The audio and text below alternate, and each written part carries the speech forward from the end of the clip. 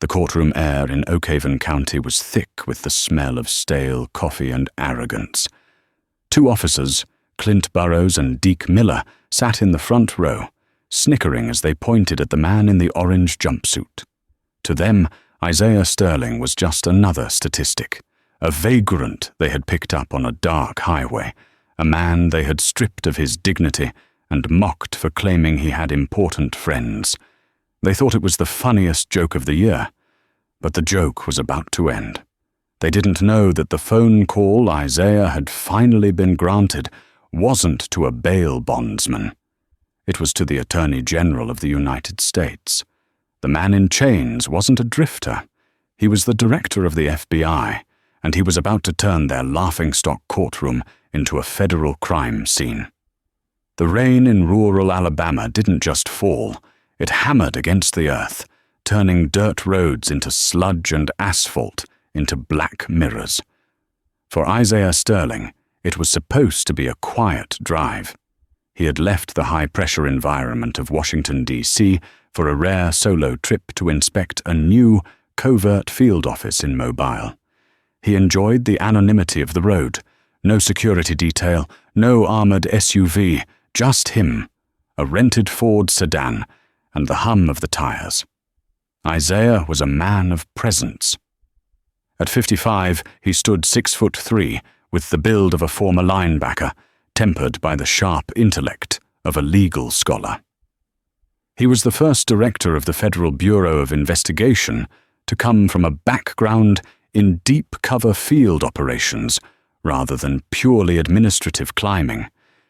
He knew the streets better than the bureaucrats, and he knew the law better than the judges, but tonight he was just a man with a flat tire.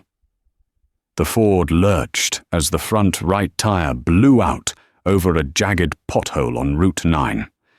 Isaiah kept the car steady, guiding it to the muddy shoulder. He cursed softly, the sound lost in the drumming rain. He stepped out, the cold water instantly soaking his casual button-down shirt. He didn't look like a Fed tonight.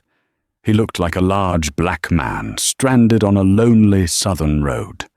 He was reaching for the jack in the trunk when the blinding blue and red lights cut through the darkness. A cruiser pulled up behind him, high beams searing his vision. Isaiah shielded his eyes, waiting. He knew the procedure. Keep hands visible. Move slowly. He had taught this at Quantico. 2 doors slammed. Boots crunched on the gravel. "Step away from the vehicle," a voice barked. It was harsh, eager. Isaiah complied, raising his hands to chest height. "I have a blowout, officer. Just changing the tire." Officer Clint Burrows stepped into the light. He was a thick-set man with a buzz cut and a uniform that strained at the gut. His partner, Deke Miller, was younger, wiry, with a nervous energy and a hand already resting on his holster. "Did I ask what you were doing?" Burrows sneered, flashing his flashlight directly into Isaiah's eyes. "I said step away. Get on the ground." "Officer, there is no need for that," Isaiah said calmly, his voice a deep baritone that usually commanded silence in boardrooms. "My identification is in my back pocket. I am federal law "I don't care if you're the Pope," Miller shouted, rushing forward. "Get on your knees, now!"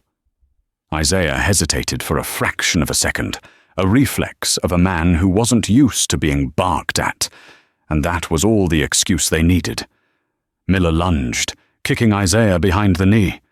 Isaiah didn't buckle, his stature too solid, but the aggression was clear. "Assault on an officer," Burrows yelled, though Isaiah hadn't touched them. Burrows tackled him, slamming Isaiah's face into the hood of the wet Ford. The cold metal bit into his cheek. Handcuffs were ratcheted onto his wrists with painful tightness.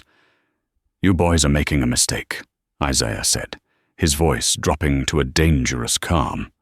"Check my wallet. Read the badge." Burrows reached into Isaiah's pocket, pulled out the leather wallet, and flipped it open. He saw the gold shield, Federal Bureau of Investigation. "Director?" Burrows paused. For a second, silence hung in the rain. Then he let out a loud, wheezing laugh. He tossed the wallet to Miller. "Look at this, Deke. We got a comedian. Got himself a fake badge. Probably bought it at a costume shop in Atlanta." Miller squinted at the ID in the rain. "Director? Yeah, right. And I'm the King of England. This looks like a printer job, Clint. Counterfeit credentials. That's a felony." "I am Isaiah Sterling," Isaiah said, turning his head to look them in the eye. "Run the name through NCIC. Call the field office in Birmingham. Do not do this." "Shut up!" Burroughs shoved Isaiah into the back of the cruiser, his head knocking against the doorframe. "You're coming in for resisting arrest, assaulting an officer, and impersonating a Fed. Tonight's going to be fun. Director." As the cruiser peeled away, leaving the rental car abandoned on the roadside, Isaiah sat in the cramped darkness of the back seat. He didn't struggle. He didn't shout.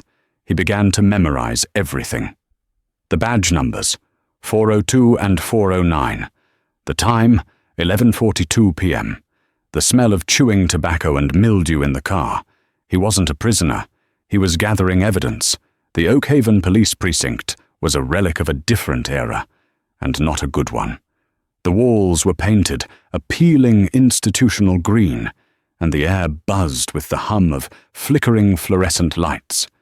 Burroughs and Miller paraded Isaiah through the front doors like big game hunters dragging back a prize buck. The desk sergeant, a tired-looking man named Officer Higgins, looked up over his spectacles. "What you got there, Clint?" "Big catch, Higgins," Clint Burroughs bragged, shoving Isaiah toward the booking counter. "Guy thinks he's the head of the FBI. Pulled a fake badge on us. Resisted on Route 9. Higgins squinted at Isaiah. The director's clothes were muddy, his hair plastered to his forehead, but his eyes were piercing. There was an intelligence there that made Higgins pause, but he didn't want to cross Burroughs. Burroughs was the sheriff's nephew. Crossing him was career suicide in Oak Haven. "Empty your pockets," Higgins mumbled. Isaiah stood tall, despite the handcuffs. "I am demanding my one phone call immediately. And I am telling you, Sergeant, you need to verify my identity through the federal database. My service number is 8999 Alpha 22. "We'll get to your call when we feel like it," Miller snickered, grabbing Isaiah's fingers to force them onto the ink pad. He pressed down hard, twisting the fingers unnecessarily. "You're hurting the merchandise, Deke." Burroughs laughed, leaning against the counter. He held up Isaiah's wallet, pulling out the credit cards and the badge. He threw the badge onto the desk with a clatter. "Put that in evidence. Possession of a forged instrument. Add it to the pile." Isaiah wiped the ink from his hands onto the paper towel offered. "That badge is government property. Tampering with it is a federal offense." "You know a lot of legal words for a drifter," Burroughs said, stepping into Isaiah's personal space. He smelled of stale onions and aggression. "Here's how it works in Oak Haven. We are the law. The feds, they don't come down here. You're in our house now." They stripped him of his belt, his shoelaces, and his watch, a vintage Rolex gifted to him by the British MI6 director. Burroughs eyed the watch greedily before tossing it into a plastic bag. "Put him in cell 4, Burroughs ordered. "Let him cool off with Crazy Pete." They marched Isaiah down a concrete hallway that smelled of urine and bleach. They opened a rusted steel door and shoved him inside. Isaiah stumbled, but caught his balance. The door slammed shut with a finality that would have broken a lesser man. The cell was small, containing 2 metal bunks and a stainless steel toilet. On the bottom bunk sat a man who looked like he had been there for weeks. He was white, skinny, with tattoos crawling up his neck. This was Crazy Pete, or so the cops called him. Isaiah smoothed his shirt and sat on the opposite bunk. He closed his eyes for a moment, centering his breathing. He needed to maintain tactical awareness. They get you too? The man asked, his voice raspy. Isaiah opened his eyes. Something like that. They took my truck, the man said, staring at the floor. Burrows. He liked my truck. Pulled me over for a broken tail light that wasn't broken. Found a baggie of meth in the glove box. I've never touched the stuff. Now I'm in here, and I bet my truck is in his driveway. Isaiah's jaw tightened. Does this happen often? All the time, the man whispered, looking fearfully at the door. Burrows and Miller. They run this town. The sheriff is Burrows' uncle. The judge, Prescott? He plays poker with them on Tuesdays. You can't fight him. You just plead guilty and get out of town if you can. Isaiah looked at the graffiti scratched into the wall. Names, dates, pleas for help. It wasn't just corruption. It was a systemic, predatory ring operating under the guise of law enforcement. What's your name? Isaiah asked. William. William Turner. Well, William, Isaiah said, his voice hard as steel. You're going to get your truck back. How? William scoffed. You're in here with me. Because, Isaiah said, staring at the steel door, they just arrested the one man who has the power to burn this entire precinct to the ground. Morning came with the sound of batons rattling against the bars. Isaiah hadn't slept. He had spent the night building his case file in his mind, cataloguing every violation of civil rights, every procedural error, every smug remark. He was handcuffed again, chained to William and 3 other men, and marched out to a transport van.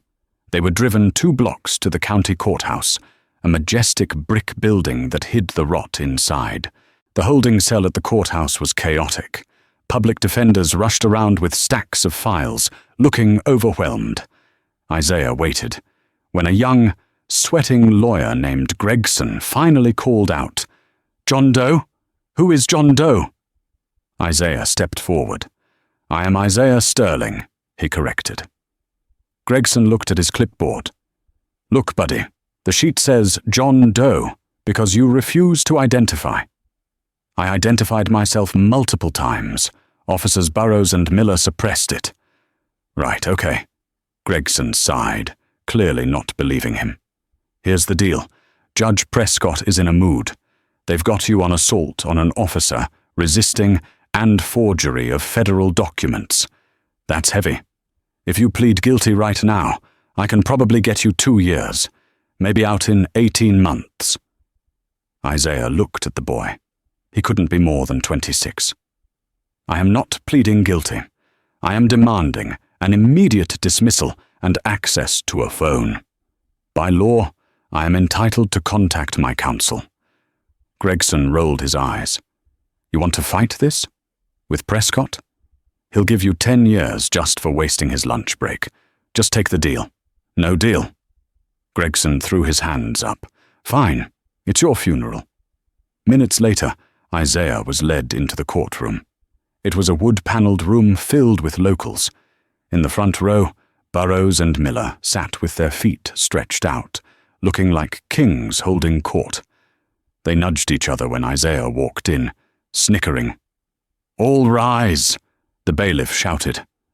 Judge Harlan Prescott swept in.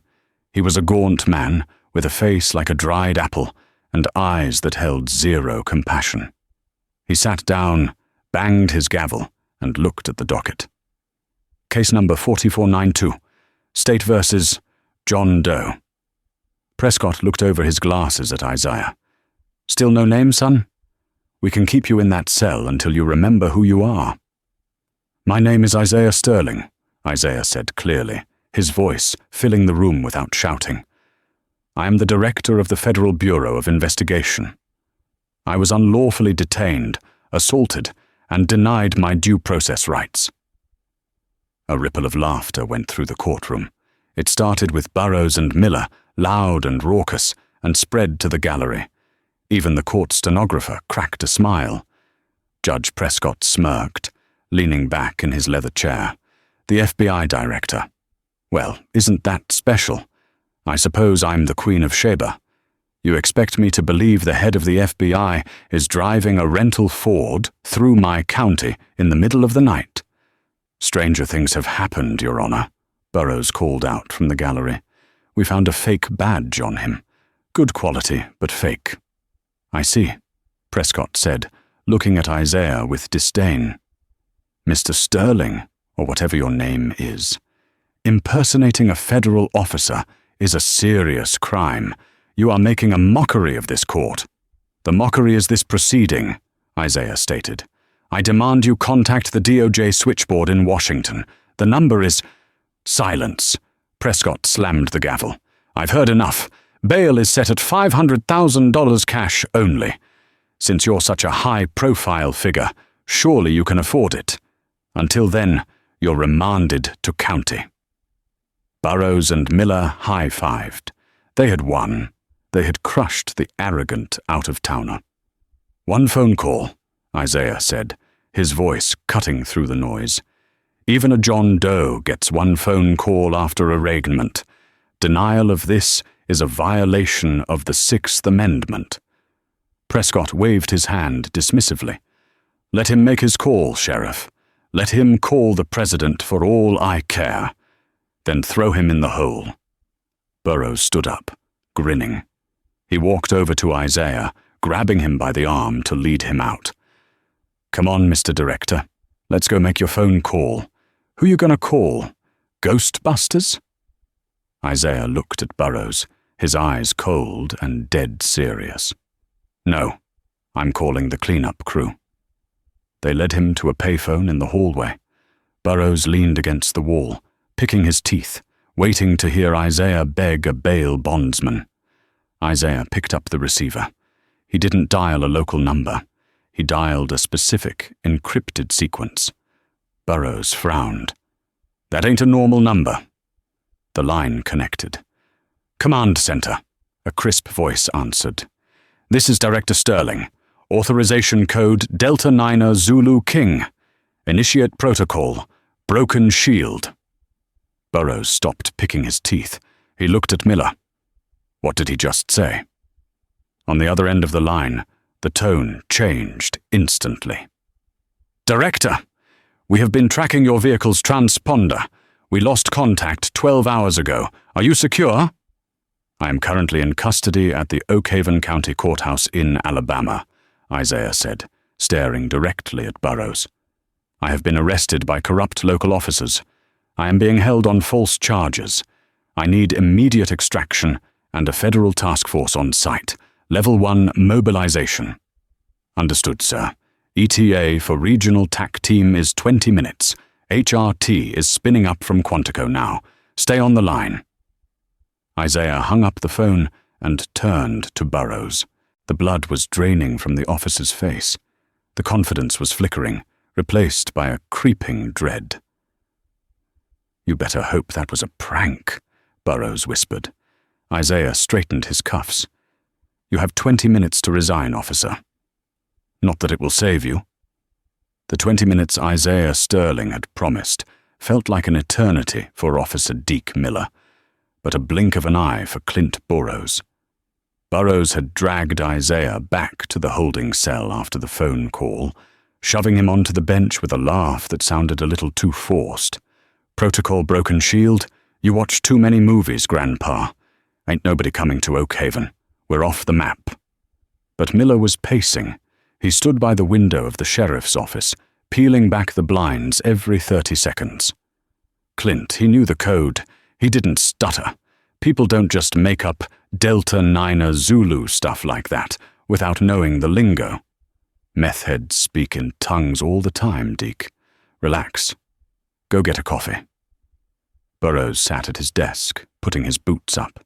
He turned on the small TV in the corner, trying to drown out the gnawing feeling in his gut. Isaiah sat perfectly still in his cell. He wasn't meditating. He was counting. He knew the response times of the mobile field office.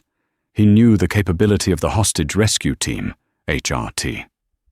The air pressure in the room seemed to drop, a heavy silence settling over the station.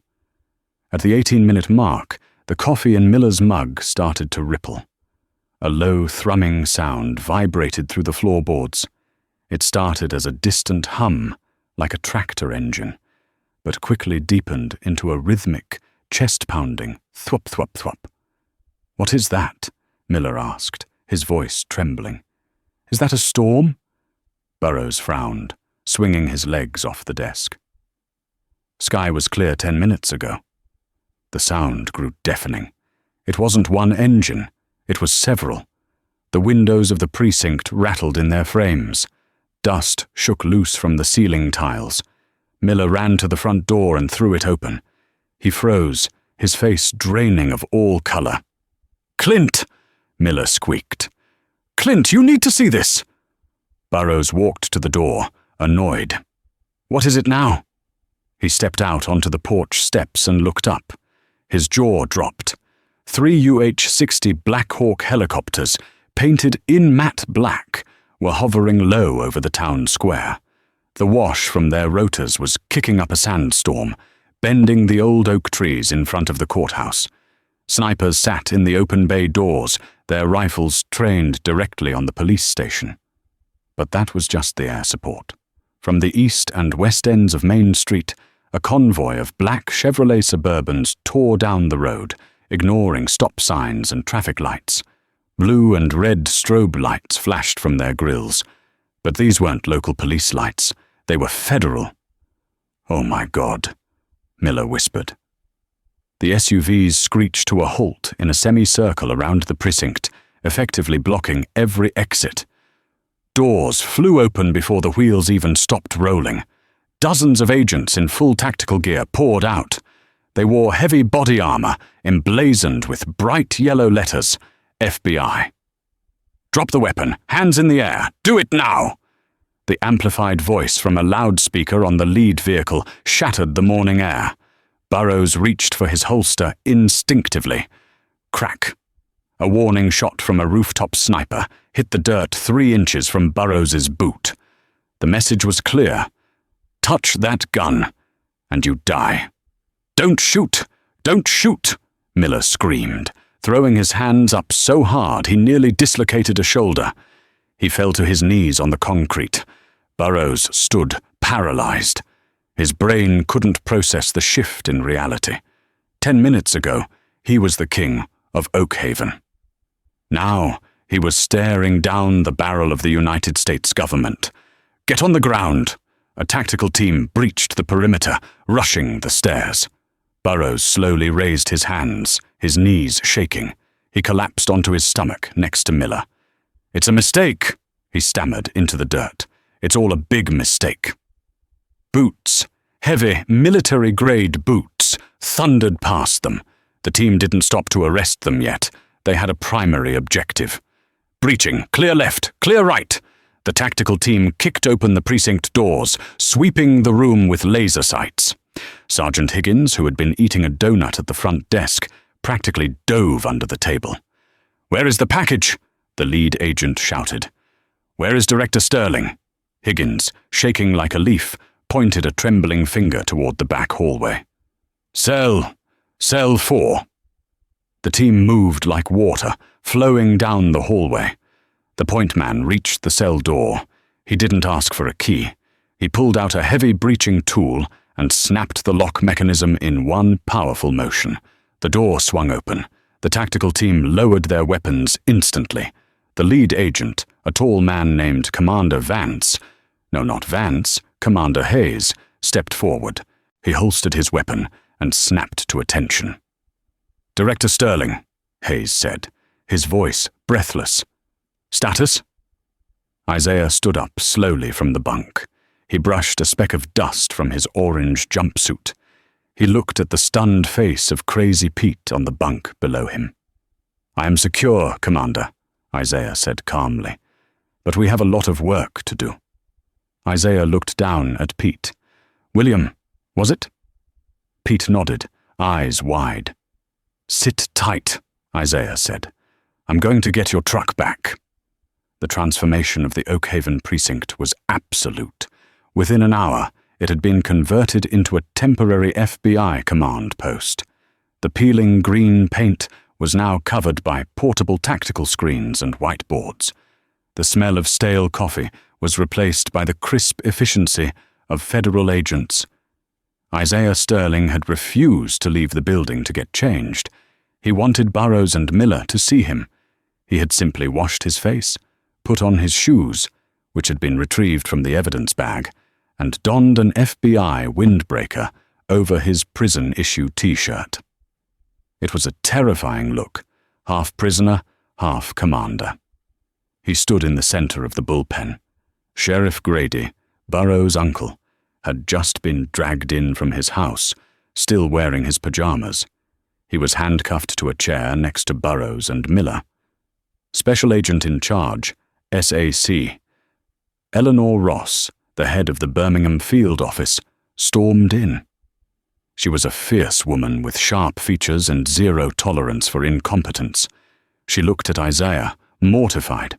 "Director Sterling," she said, her voice shaking with suppressed rage at the situation, "I cannot apologize enough. We had no idea you were in the sector. If we had known—" "It's better you didn't, Eleanor," Isaiah said, his voice low. "If I had come with a detail, I would have never seen the rot in this town. I would have just driven through. Sometimes you have to get dirty to see the filth." Isaiah turned his gaze to the three men, handcuffed to the chairs. Sheriff Grady, Officer Burrows, and Officer Miller. "Uncuff them," Isaiah ordered. The agents hesitated. "Sir?" "I said uncuff them. I want to hear their explanation without the metal."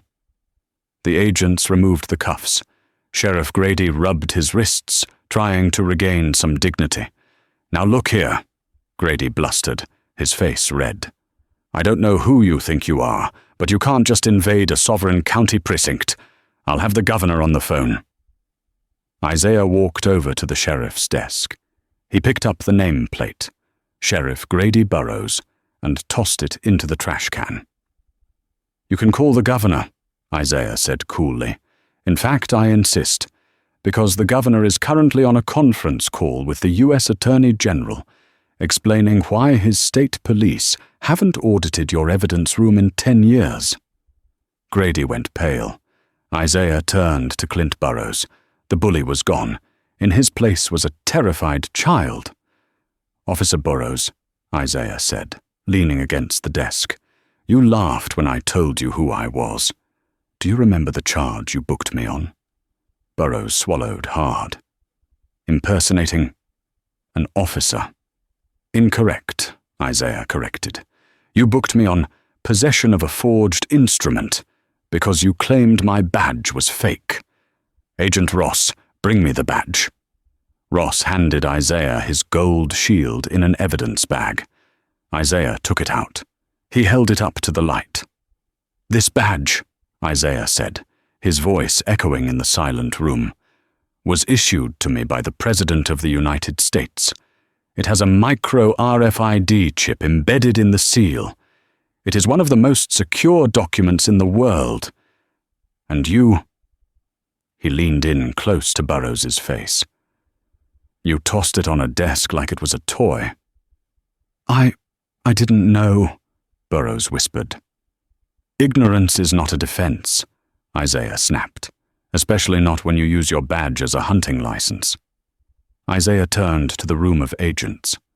"Status on the vehicle search?" Agent Hayes stepped forward. "Sir, we executed a warrant on Officer Burrows' private residence 20 minutes ago. We found 4 vehicles reported seized, but never logged into state auction, including a 2022 Ford F-150, registered to a Mr. William Turner." Isaiah looked back at Burrows. "That would be Crazy Pete, the man you've kept in a cage for 3 weeks without a trial." Burrows looked at the floor, tears starting to well up. We just needed the budget. The town is broke." "So you became highwaymen," Isaiah said, disgusted. "You preyed on the poor, the travelers, the people you thought wouldn't fight back. You thought because I was a black man on a dark road, I was nobody. You thought I had no voice? Isaiah signaled to Agent Hayes. Recuff them. Federal charges. What charges? Sheriff Grady demanded, trying to stand up. Isaiah listed them off, ticking them on his fingers. Kidnapping, RICO predicate acts, civil rights violations under Title 18, Section 242, wire fraud, grand theft auto, and just for my personal satisfaction, assault on a federal officer. As the agent slammed the cuffs back onto Burroughs, the officer looked up, pleading. Director, please. My wife. She's pregnant. I can't go to federal prison. Isaiah paused. The room went silent. For a second, it looked like he might show mercy. You should have thought about your family, Isaiah said coldly, before you destroyed the families of everyone else who crossed your path. Get them out of my sight. As they were dragged away, weeping and shouting, Isaiah turned to Agent Ross. Now, he said, adjusting his windbreaker. Let's go get Judge Prescott. I believe he has a lunch break I need to interrupt. Judge Harlan Prescott's chambers were a sanctuary of mahogany, leather, and the quiet hum of a high-end air purifier. To the citizens of Oak Haven, this room was a black hole where futures disappeared. To Prescott, it was a profitable enterprise. He sat behind his massive desk, the weight of his black silk robe making him feel regal.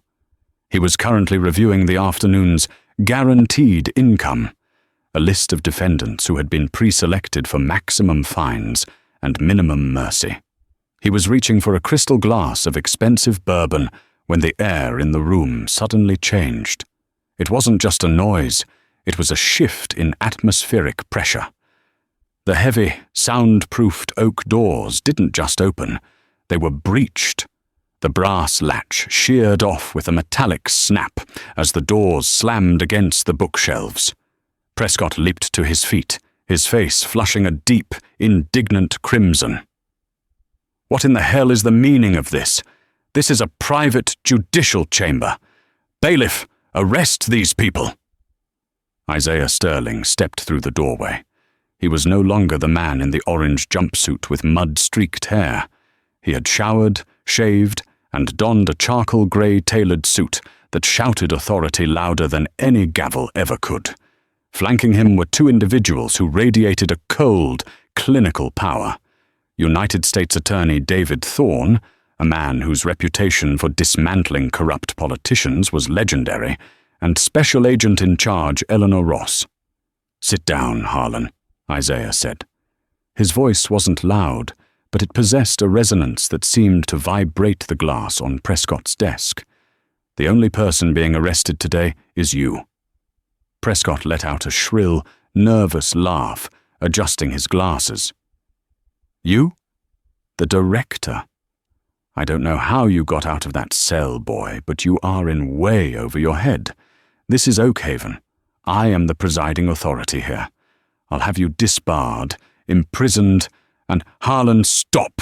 U.S. Attorney Thorne interrupted, stepping forward to drop a heavy, gold-sealed folder onto the mahogany surface. "I am David Thorne. I work for the Department of Justice, and this is a federal warrant for your arrest, signed by a chief district judge who actually follows the Constitution." The color drained from Prescott's face so quickly it was as if a plug had been pulled. He looked at the folder, then at Isaiah. This is some kind of elaborate prank. Clint, Miller. Officer Burroughs and Officer Miller are currently in the back of a federal transport van, sobbing and trading stories for a lighter sentence, Eleanor Ross said, her eyes like flint. "And they've had a lot to say about you, Judge, specifically about the administrative fees you've been collecting from the impound lots and the local bail bondsman." Isaiah walked slowly around the desk. He didn't look like an angry man. He looked like a scientist examining a specimen. He reached down and pulled open the bottom drawer of Prescott's desk, the one the judge had tried to kick shut as they entered. Inside was a black leather-bound ledger. Isaiah picked it up and began flipping through the pages. July 14th, Isaiah read aloud. State versus Miller. Fine. $2,000. Kickback to Chambers, $800. October 3rd, State versus Turner. Vehicle seizure, commission, $4,500. Isaiah looked up, his eyes boring into Prescott's. You kept a ledger, Harlan. You were so arrogant, so convinced of your own invincibility, that you documented your own racketeering. You turned this bench into a cash register. I was just managing the county's interests, Prescott stammered, his hands beginning to shake. The town is struggling. We needed the revenue. You didn't need the revenue for the town, Isaiah snapped, slamming the ledger onto the desk. The sound was like a gunshot. You needed it for your offshore accounts in the Caymans. You needed it for the vacation home in Florida that isn't on your disclosure forms. You stole from the poorest people in this state. People like William Turner, who was trying to get to work to feed his kids, just so you could feel like a king in a kingdom of dirt. I have rights, Prescott shouted, a final desperate spark of defiance lighting up his eyes. I am a sitting judge. I demand to speak to the governor. You can't just barge in here and treat me like a common criminal. But that's exactly what you are, Harlan, Isaiah said, leaning over the desk until he was inches from the judge's face. And as for the governor, he's currently watching the live feed from the body cams of the tactical team downstairs. He's already issued a statement distancing himself from the stain you've put on this state's judiciary. You are alone. Isaiah looked at Agent Ross. Remove his robe. He doesn't deserve to wear the symbols of a system he betrayed. No, Prescott cried out, clutching the silk fabric. You can't do that. It's not proper. Proper, Isaiah whispered. Proper was giving me my phone call 4 hours ago. Proper was following the law you swore to uphold. You forfeited the right to Proper. Agent Ross and a tactical officer stepped forward. They didn't be violent, but they were efficient. They unfastened the judge's robe and pulled it from his shoulders, leaving him standing in a sweat-stained dress shirt and a cheap silk tie. He looked small. Without the wood-panelled office and the black fabric, he looked like exactly what he was, a frightened, greedy old man. The handcuffs clicked, a sharp metallic sound that signaled the end of an era. Let's go, Harlan, Thorne said. We have a lot to talk about, and the FBI's interrogation rooms are much less comfortable than this office. They led him out of the chambers and into the main courtroom. The afternoon docket had been about to start, and the gallery was packed. There were mothers holding babies, blue-collar workers in dusty boots, and elderly citizens who had lived under the shadow of Prescott's corruption for decades. As the double doors swung open and Isaiah Sterling led the handcuffed judge through the center aisle, a ripple of shock moved through the room. A woman in the third row, whose husband had been jailed by Prescott over a disputed property tax, stood up. She looked at the judge, then at the tall, powerful black man walking beside him. She began to clap. Slowly, the entire courtroom followed. It wasn't a roar of anger, but a swell of pure, cathartic relief. The John Doe they had seen in chains that morning was now the man leading their oppressor to justice. Isaiah didn't stop to acknowledge the applause. He kept his eyes forward, his expression a mask of professional resolve. He knew the work wasn't done. Arresting the judge was easy. Fixing the damage he had done to the people's trust would take a generation. As they reached the courthouse steps, the bright Alabama sun hit Prescott's face. He squinted, looking at the fleet of black SUVs and the dozens of federal agents. He looked at Isaiah one last time. "Who are you, really?" Prescott whispered. Isaiah paused at the door of the SUV. He adjusted his cuffs, the gold of his real badge catching the light. "I'm the man who reminds people like you that the law is a shield, not a sword," Isaiah said. "And today, Harlan, The shield held.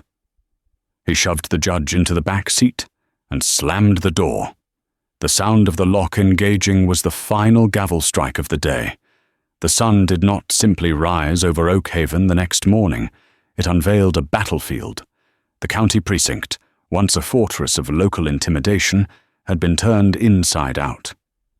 The FBI's Evidence Response Team, ERT, had arrived in the middle of the night, white Tyvek suits moving like ghosts through the hallways where Burroughs and Miller had once swaggered.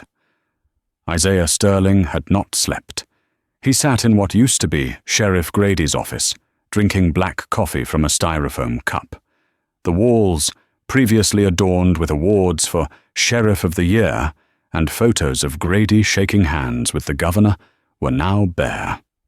The photos sat in evidence bags. The awards were in the trash. Special Agent Eleanor Ross entered the room, looking exhausted, but grimly satisfied. She dropped a heavy binder onto the desk. "It's worse than we thought, Director," Ross said, rubbing her temples. "We cracked the safe in the basement. We found cash, about 400 grand, but that's the least of it. We found the lost property logs." Isaiah opened the binder. It was a catalogue of misery. "They weren't just seizing cars," Ross explained, pointing to a highlighted column. "They were seizing heirlooms, jewelry, wedding rings, even family Bibles, taken from people they arrested on trumped-up charges.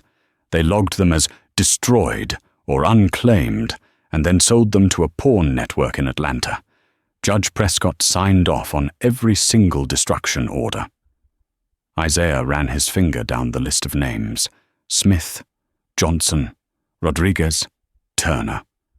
Hundreds of people who had passed through this small town and left a piece of their lives behind because a badge told them they had no choice. "This wasn't a police station," Isaiah said quietly, his voice vibrating with a low, dangerous anger. "It was a piracy operation." "What do you want to do with the junior deputies?" Ross asked. "We have 6 others in custody. Most of them claim they were just following orders, terrified of Burroughs." "Fear is a reason, Agent Ross, but it is not an excuse," Isaiah said, standing up and walking to the window. He watched as a team of agents carried out boxes of files to a waiting transport truck. "Interview them all. If they took a single dollar, charge them. If they turned a blind eye while a citizen was beaten, charge them with misprision of a felony.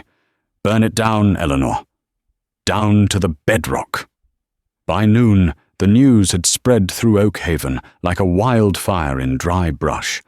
The Oakhaven Gazette, usually a mouthpiece for the sheriff's department, ran a headline that no one ever thought they would see: "Federal Raid, Sheriff and Judge in Chains." At Martha's Diner on Main Street, the lunch rush was louder than usual. For years, the locals had spoken in hushed tones, afraid that one of Burroughs' informants might be listening. Today, the volume was up. "I saw it," Old Man Henson was saying, gesturing with a fork. "I saw them dragging Prescott out. He was crying. Actually crying. That man sentenced my nephew to 5 years for a joint, and he was crying like a baby because they put cuffs on him."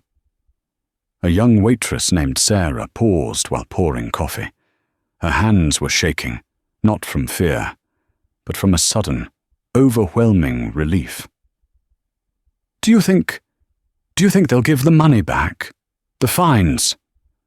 "I don't know," Henson said, looking out the window at the black SUVs still patrolling the square. "But I know one thing. Burroughs ain't coming to collect this week's protection fee." The door to the diner opened. The room went silent instantly. Old habits died hard. But it wasn't a deputy. It was 2 FBI agents. They didn't stride in with hands on their holsters. They walked in calmly, removed their sunglasses, and approached the counter. "Ma'am," the lead agent said to Sarah, "we're looking for a Mr. Thomas Jefferson.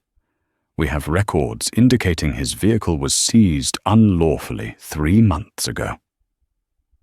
Sarah pointed to a man in the back booth, a mechanic who had lost his tow truck and his livelihood to Sheriff Grady's greed.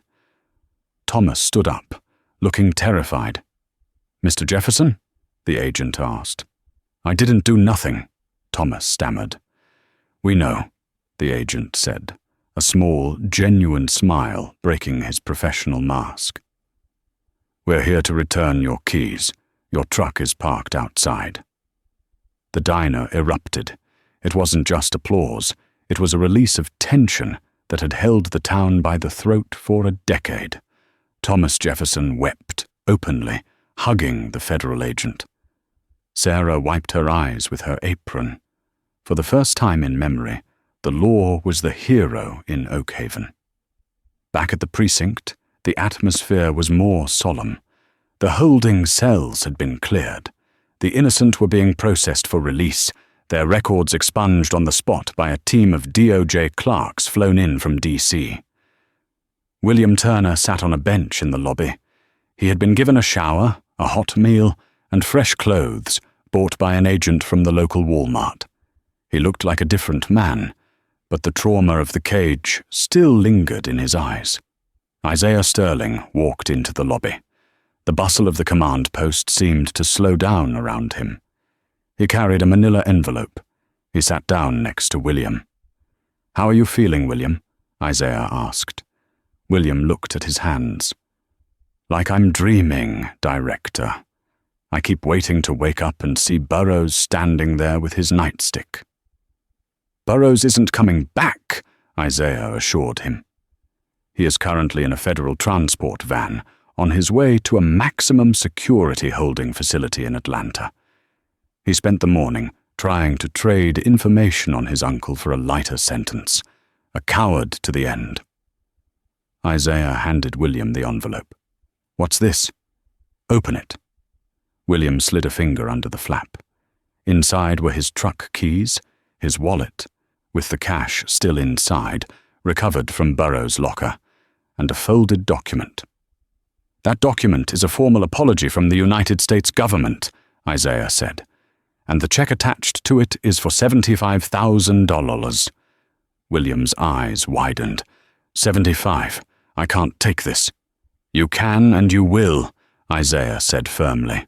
"That is the standard compensation for unlawful federal detention, multiplied by the aggravating factors of civil rights abuse. It's not a gift, William. It's a debt we owe you." William clutched the envelope to his chest. "I was going to lose my house. My mom is sick. I didn't know how I was going to pay for her meds. They took everything." "Go home, William," Isaiah said, standing up and offering a hand. "Take care of your mother." William stood and shook Isaiah's hand. The grip was firm, the connection real. "You saved my life. You know that. I was thinking about ending it. In that cell." Isaiah held the handshake for a second longer.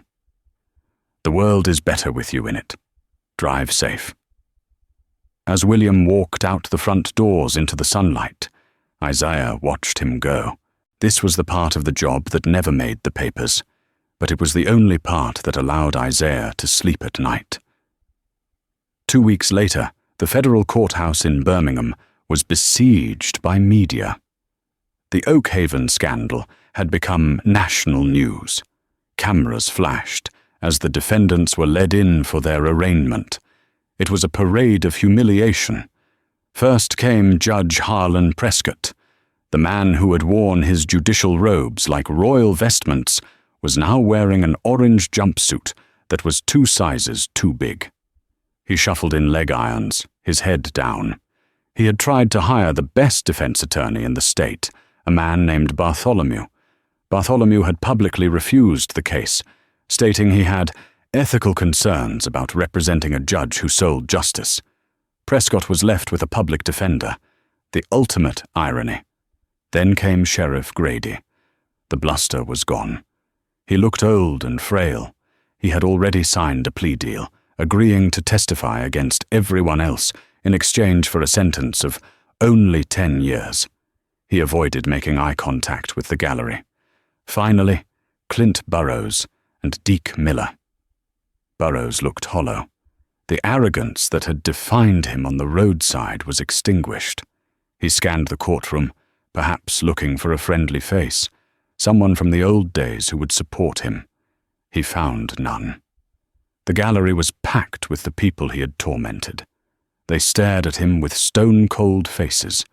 When the prosecutor, U.S. Attorney David Thorne, read the charges, the list took 20 minutes.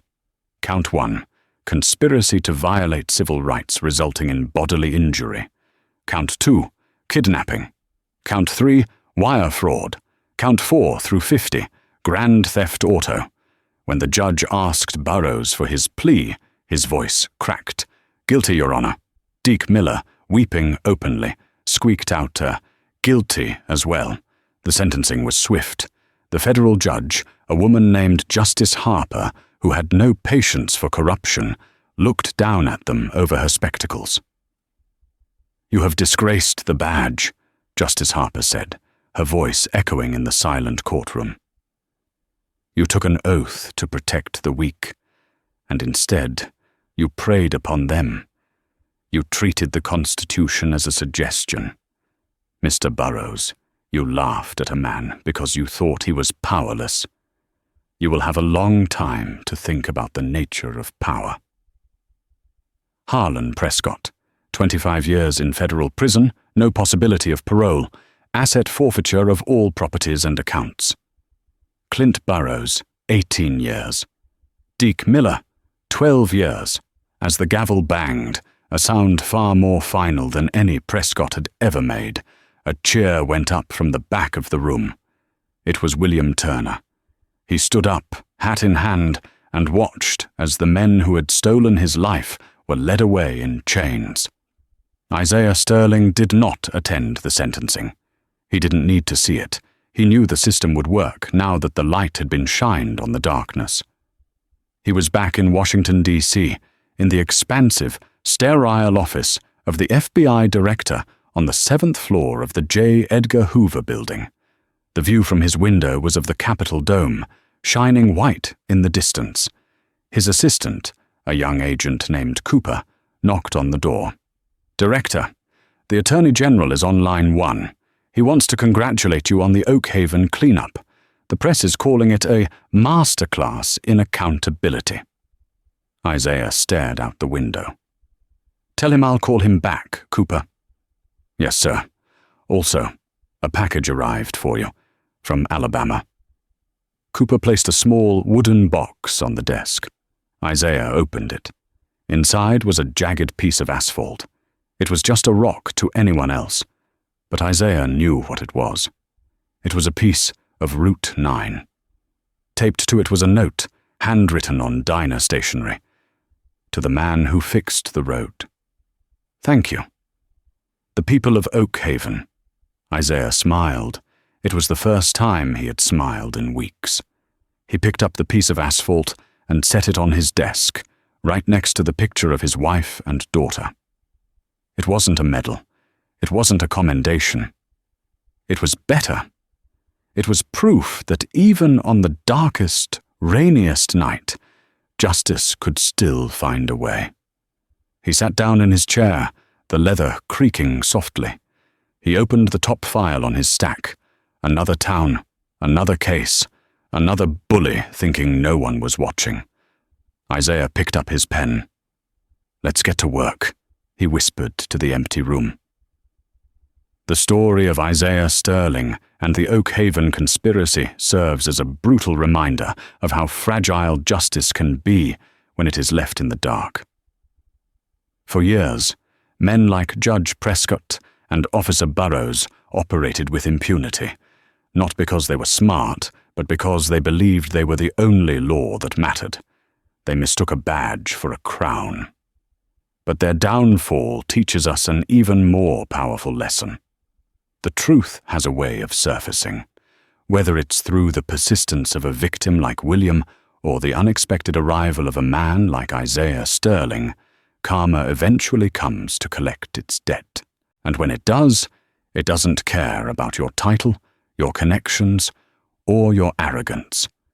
It's easy to feel cynical about the world, to feel like the little guy can never win against the system. But stories like this prove that the system can work, provided there are people brave enough to stand up and demand it.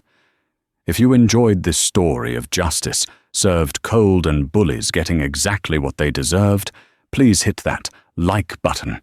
It really helps the channel grow. Share this video with someone who needs a reminder that the good guys still win sometimes.